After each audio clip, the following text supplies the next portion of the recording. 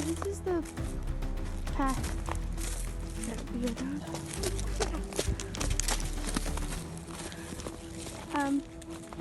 There's no path going there, so we have to go down here.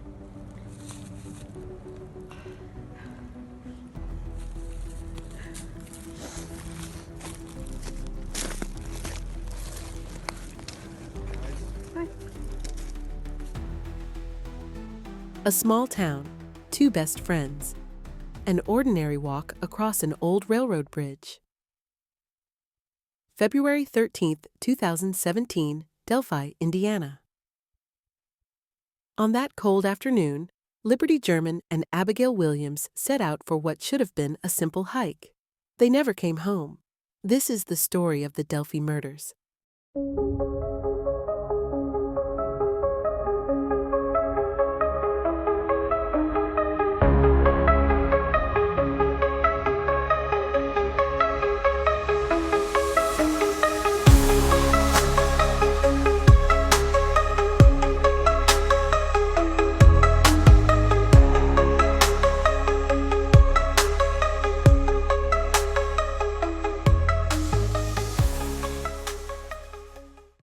Abby Williams was just 13 years old.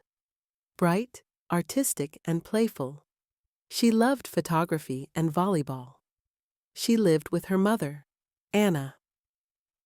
Abby's family described her as a creative spirit, often drawing in her sketchbook or laughing with friends.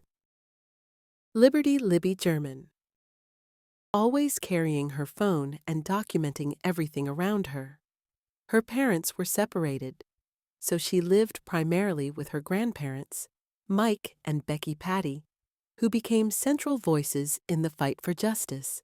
Her older sister Kelsey was close and protective, and on that day, it was Kelsey who dropped the girls at the trail.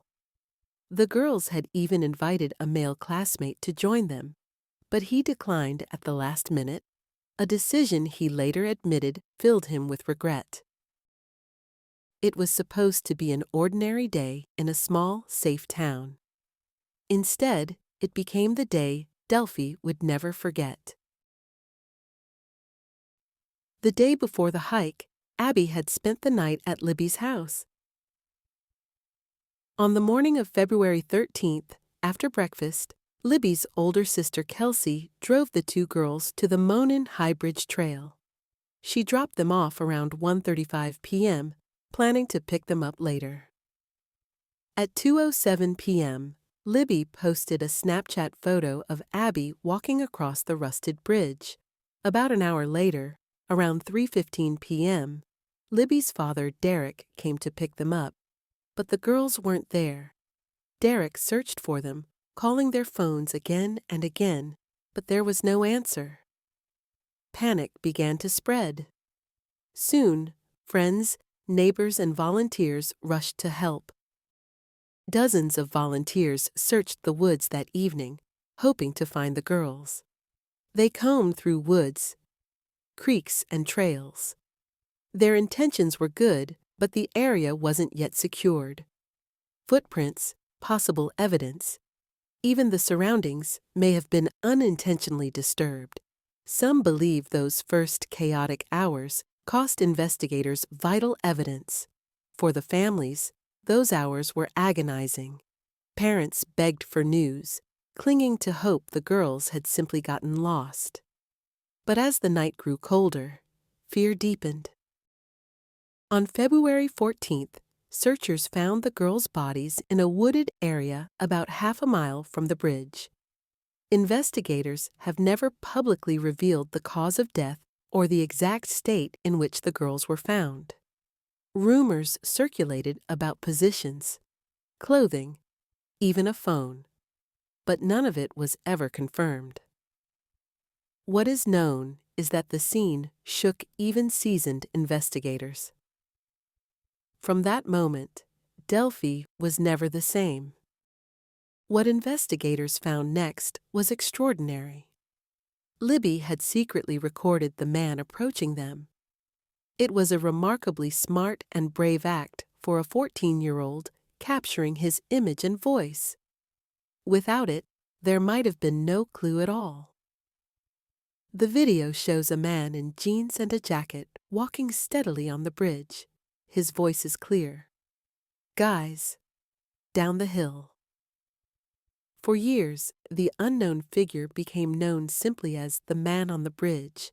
Police released only fragments of this clip over the years, insisting they were protecting the case. For the public, it only deepened the mystery. From the very start, the investigation faced criticism. Some evidence was mishandled or lost. The cause of death was never publicly disclosed, even years later.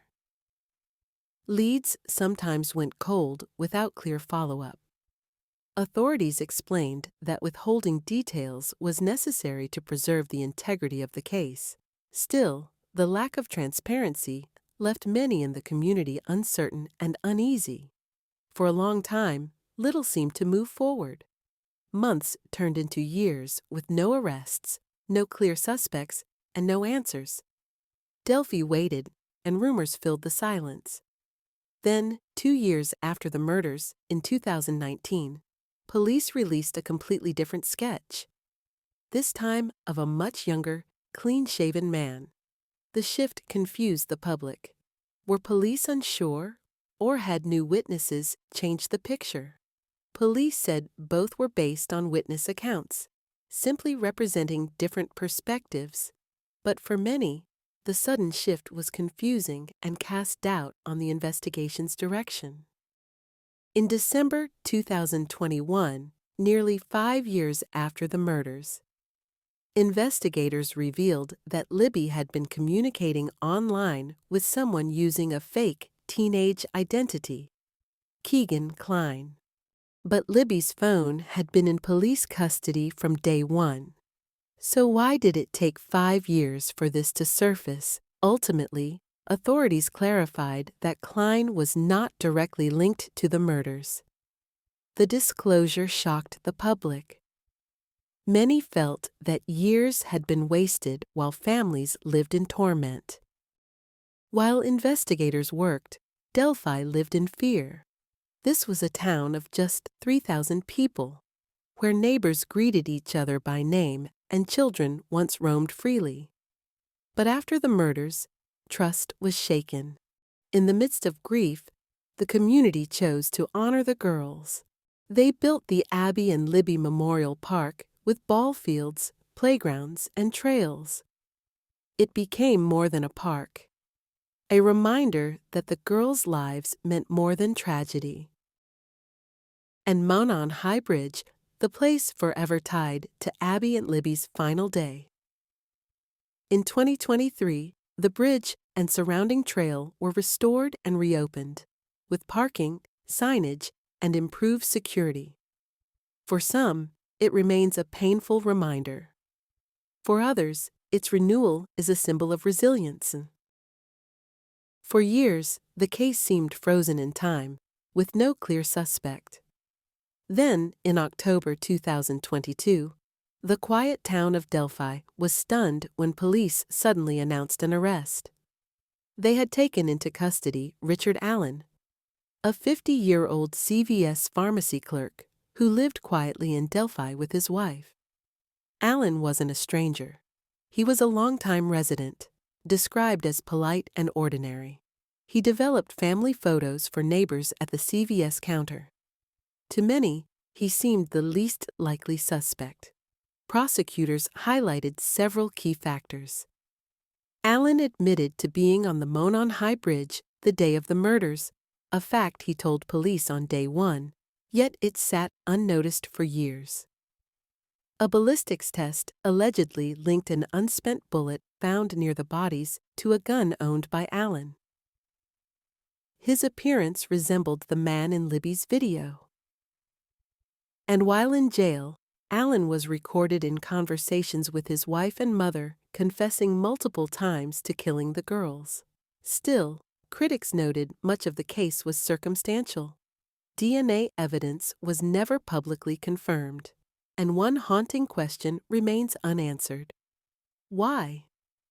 Despite the conviction, Investigators and prosecutors have never revealed or perhaps never understood Alan's motive.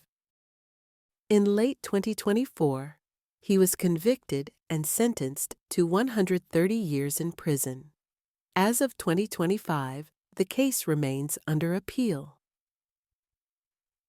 Defense lawyers continue to challenge the conviction while the families of Abby and Libby wait for finality. For Abby and Libby's families, the pain is permanent. 8 years later, they still search for truth in a case marked by mistakes, mysteries, and heartbreak. Because on that February afternoon in 2017, 2 young girls walked across an old bridge and never came back. Every crime holds a story, and every story deserves to be told. Until the next case, stay safe.